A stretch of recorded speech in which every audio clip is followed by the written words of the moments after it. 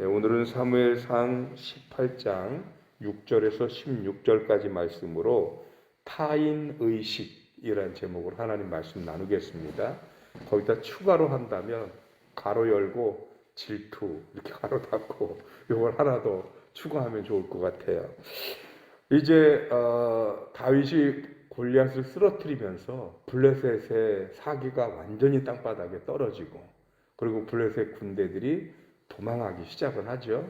그랬더니 이스라엘 군대가 이번에는 그런 블레셋 군대를 쳐들어가서 완전히 섬멸해 버립니다.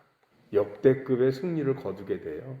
그런데 그렇게 승리를 거두고 이제 승리의 개선을 하면서 다시 이스라엘 진영으로 돌아올 때 그때 이스라엘 여인들이 이 승리에서 돌아오는 사울의 군대를 향해 승리의 찬가를 불러주는 거예요. 그런데 그 승리의 찬가의 내용을 보니까 사울이 죽인 자는 천천히요, 다윗은 만만이다 이렇게 노래를 해요. 그러니까 사울 임금은 천천을 죽일 정도만큼의 능력이었는데 다윗은 만만을 죽일 정도의 능력을 이루었다. 뭐 이런 표현인 거죠. 근데 이 말에 사울이 오늘 성경에 보니까 심히 불쾌하게 여겼습니다. 그리고 너무너무 화를 내면서 그러면서 이때부터 뭐라고 얘기를 하냐면 다윗이 이제 나라를 얻는 거 말고 뭐 인기가 하늘을 찌르니까 그러니까 나라를 얻는 거 말고 이제 남은 일이 뭐냐 하면서 자기 자신의 위치에 대한 불안함을 느끼기 시작합니다. 그래서 이때부터 사울이 어떻게 했냐면 다윗을 주목하기 시작했다는 표현이 나와요. 이 주목했다라는 얘기가 쓸만하니까 눈에 띄니까 머릿속에 담고 지켜보겠다 이런 개념은 아닌 거죠. 요즘으로 말하면 뭐예요? 민간인 사찰 아닌가요?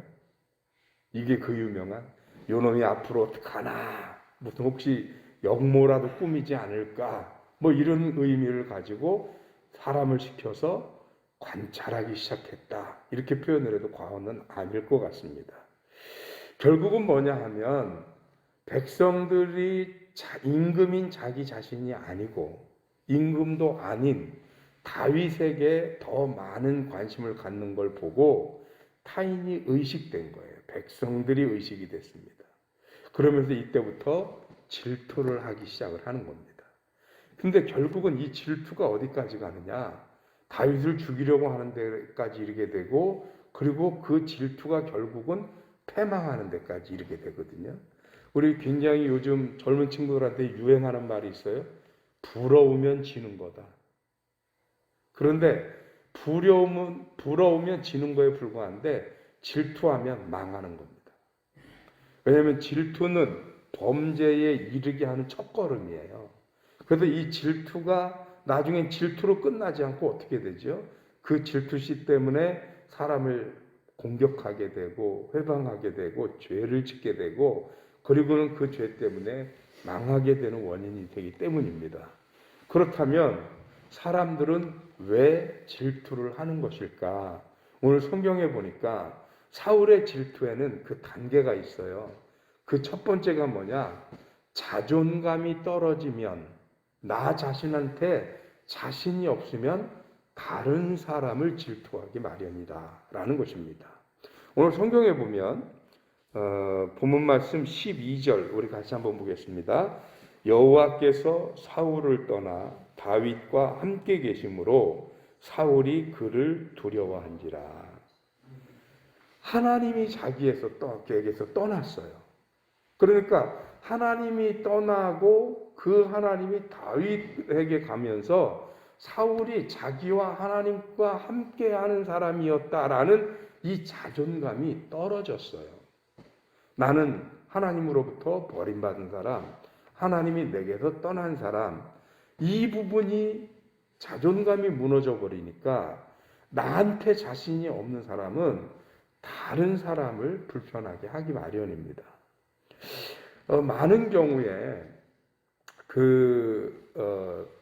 담임 목사님과 부사역자 간에 갈등이 있는 교회들이 있어요. 근데 그 교회들을 보면 부사역자가 잘못하는 원인이 한 60%, 나머지 담임 목사가 원인이 된 게 한 40% 됩니다. 그런데 담임 목사님의 원인의 그 40%는 뭐냐 하면 자존감이 부족할 때예요. 본인의 자존심이 없을 때는 부목사를 세워놓고 강단에 설교 한번 안 시키고요. 아무것도 안 시켜요. 그냥 맨날 애들이랑 뭐 지내는 것만 시켜요. 왜 그러면 본인 스스로가 자존감이 낮은 경우에 그렇습니다. 그러면 그거는 어떻게 할 방법이 없어요. 담임 목사님이 그 부분을 해결하지 못하면 그러면 평생 갈등하게 돼 있거든요. 여기서부터 질투가 나는 거예요. 조금이라도 뭐 후벼라도 교인들이 부목사 설교가 더 은혜롭다고 그럴까? 그래서 그러는 건지 어쩌는 건지 모르겠지만, 그런데 대부분 자존감이 강한 목사님들, 자신 있고 당당한 분들은 부목사들을 뻔듯하면 강단에 세워요. 자신이 있으니까 본인이 그런 거에 영향받지 않을 수 있는 당당함이 있기 때문에 그렇습니다. 예, 그렇습니다. 우리가 자존감이 낮으면 그 낮아진 자존감에 오히려 도드라져 나오는 다른 사람들을 의식하게 된다는 거죠. 이게 질투를 느끼는 첫 번째 이유. 두 번째 이유는 뭐냐면 다른 사람들을 의식할 때, 지금 제가 오늘 제목을 타인의식이라고 그랬는데 오늘 사울도 누구를 의식하는 거예요? 이스라엘 백성들을 의식합니다. 오늘 성경 그 내용이 뭐냐면 다윗에 대한 질투심 때문에 순간 악령에 사로잡혀서 다윗을 죽이려고 창을 2번이나 던진 적이 있어요. 그랬으면서도 사울이 두려워하는 것 중에 하나가 뭐냐? 오늘 성경 말씀해 보니까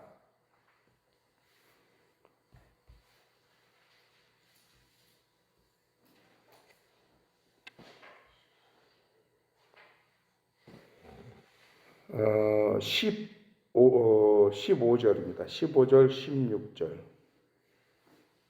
15절, 16절. 같이 읽겠습니다. 사울은 다윗이 크게 지혜롭게 행함을 보고 그를 두려워하였으나 온 이스라엘과 유다는 다윗을 사랑하였으니 그가 자기들 앞에 출입하기 때문이었더라. 사울이 다윗을 두려워하기 시작합니다. 처음에는 어떻게 했어요? 불쾌하게 여기기 시작했습니다. 두 번째는 두려워하기 시작합니다. 왜 두려워하느냐? 이유는 두 가지인데, 첫째는 하나님이 다윗과 함께함이고 두 번째는 백성들이 그를 사랑하기 때문에. 백성들이 다윗을 사랑한다는 얘기는 요즘 말로 하면 다윗을 지지한다는 얘기예요. 그 지지도가 높아져 갑니다. 그러니까 이제는 다윗을 함부로 죽일 수도 없어요. 그래서 천부장으로 보냅니다. 가까이 있다 자기가 실수로라도 다윗을 죽이게 되면 백성들의 지지를 받고 있는 이 다윗이기 때문에 혹여라도 사울이 이유 없이 민족의 영웅, 나라의 영웅인 다윗을 죽이면 백성들이 들고 일어날까 봐서. 그래서 천부장으로 세우는 거예요. 이런 타인의 의식을 두려워하는 사람이다 보니까 사사건건 뭘 하게 되냐? 비교하게 되는 거예요. 상대와 나를. 여기서 질투가 발효되고 시기심이 생기고 갈등이 시작되는 겁니다. 그래서 우리는 뭘 해야 되는 거냐? 신앙생활 하면서 우리는 하나님 앞에 내가 어떻게 서 있느냐에 관심이 있어야 되는데 자꾸 우리는 하나님 앞에 내가 서는 거에 대한 관심이 있는 게 아니라 다른 사람이 잘 되는지 안 되는지, 사촌이 땅 사면 배 아픈 것처럼 그렇게 다른 사람을 의식하고 산다는 거예요. 그러니까 거기서 질투가 생기고 그 질투가 결국은 우리를 어떻게 하게 만들어요? 죄 가운데 빠지게 만든다, 이런 얘기입니다. 그래서 우리는 다른 사람 의식하지 말고 뭐 해야 되느냐? 내가 지금 하나님 앞에 바로 서 있는지 아닌지, 이걸 더 관심을 가져야 되는 거죠. 사울이 지금이라도 사울이 돌이켜서 다윗이 골리앗을 이기고 인기가 끓은 그거를 시기하고 질투하고 미워할 것이 아니라 내 자신이 얼마나 부족하고 모자랐는지를 돌아보고 깨닫고 회개했다면 사울의 인생의 결말은 달라졌을 겁니다. 그렇게 비참하게 자기 스스로 칼을 물고 쓰러져 죽는 그런 종말을 맞이하지 않을 수도 있었습니다.